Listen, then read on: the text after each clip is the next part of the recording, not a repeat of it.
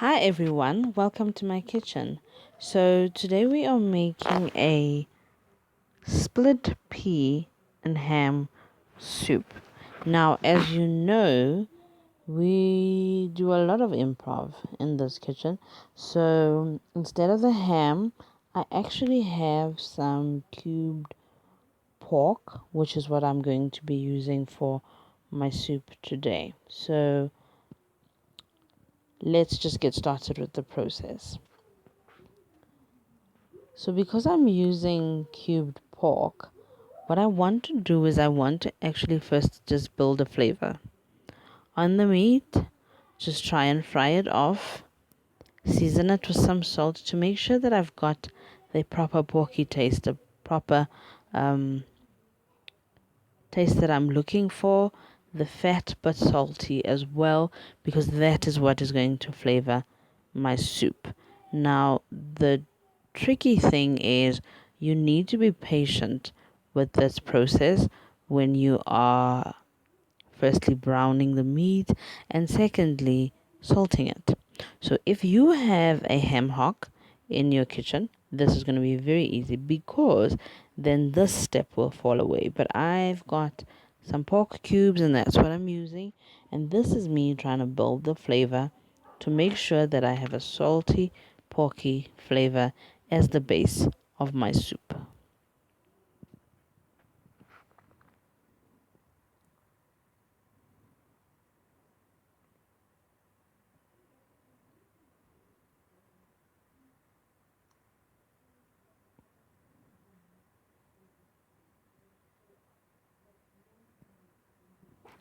So we need to let it go. So I let mine go for about 5 minutes for it to actually brown properly and to build the flavor that we are talking about.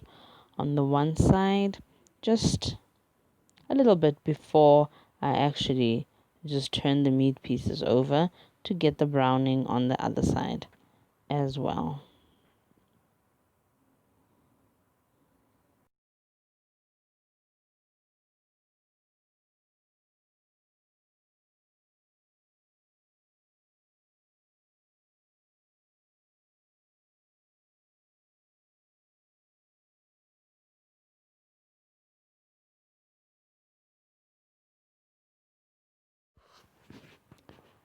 So I've done the process one side for 5 minutes and the next side for 5 minutes, and now most of my meat is all browned up.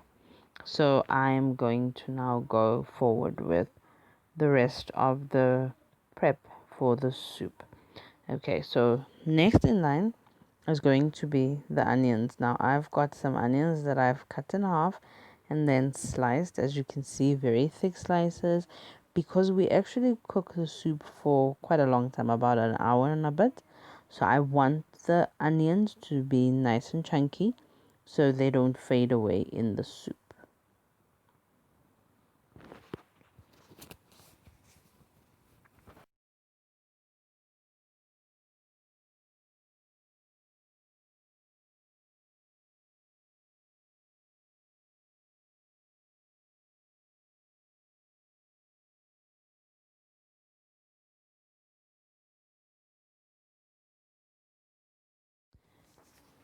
So I've allowed the onions to simmer a little bit.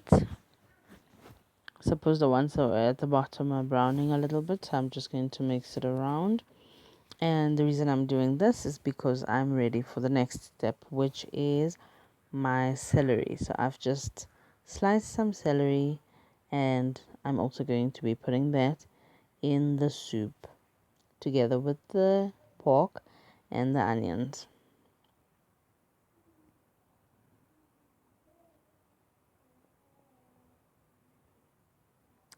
Next in is the garlic. So I've got some chopped garlic. It's actually not as much as I would normally put in, but if you like more, go ahead and put in more. I've only actually used 2 spoons. But like I say, feel free to put more if that's what you would like.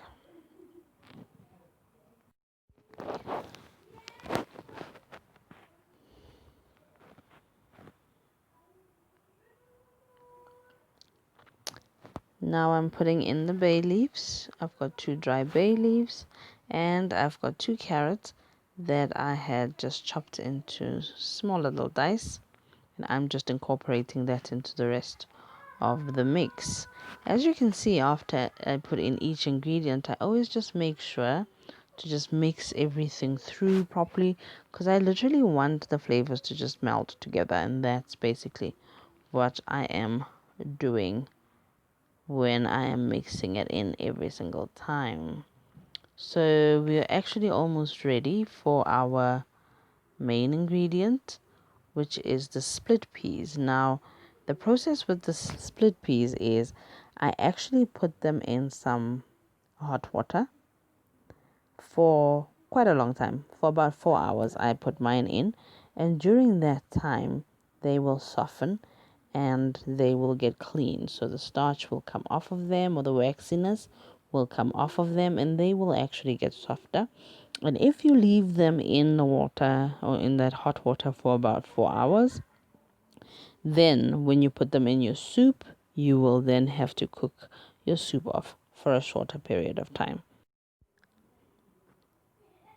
So just remember, the day that you decide you're making the soup, then you just wake up in the morning and put the split peas in some hot water and leave them in there for a maximum of 4 hours.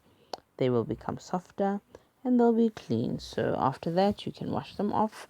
The foam will easily come off, and then they'll be ready for you to use in your soup. So I'm just giving my soup one last mix, and then I'm going to put in all the split peas. You see the vibrant green color? That's what you get from soaking the peas. So after I've put the peas in with the rest of the soup mix, I'm just going to give it a good mix around in preparation for my stock.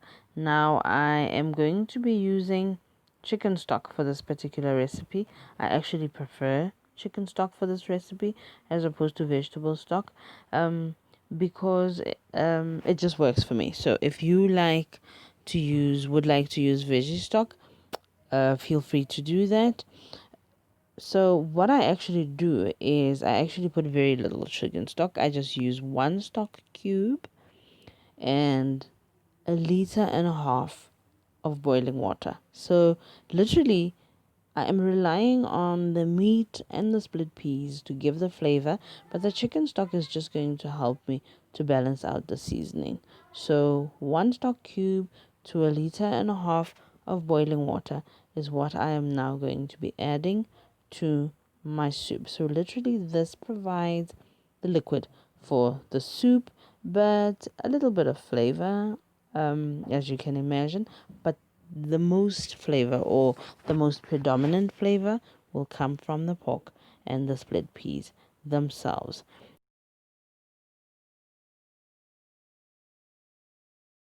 And in true Bonolo style, I'm mixing it again one more time to just make sure that everything feels the love before I close up my soup pot and let it go on the stove top for 60 minutes. So normally I would let it go for longer, but today I'm actually just in a bit of a rush for time.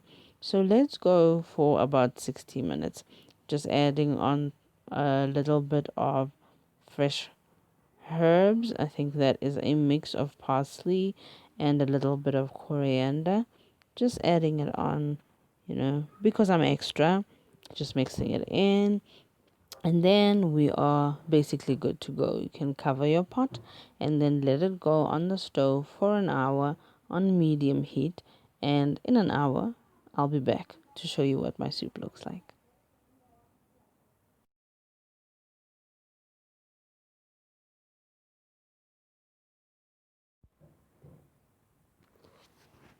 So after 60 minutes, the soup is actually ready for us to enjoy.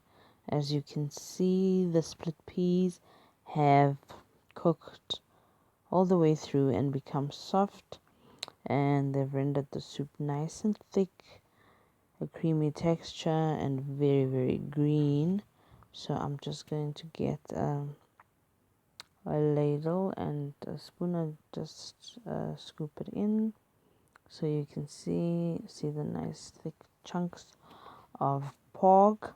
If you were using a ham hock, you would then have to take the ham out the pot at this point and just shred it through, so you could just have the meat.